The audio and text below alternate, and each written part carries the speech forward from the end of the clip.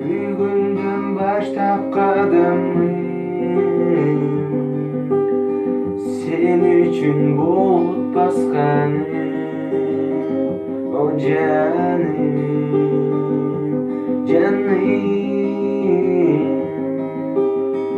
болчу сен менин канатым, үйдөгү жанган чырагым. О жаным, hazinem din tilmegi, iman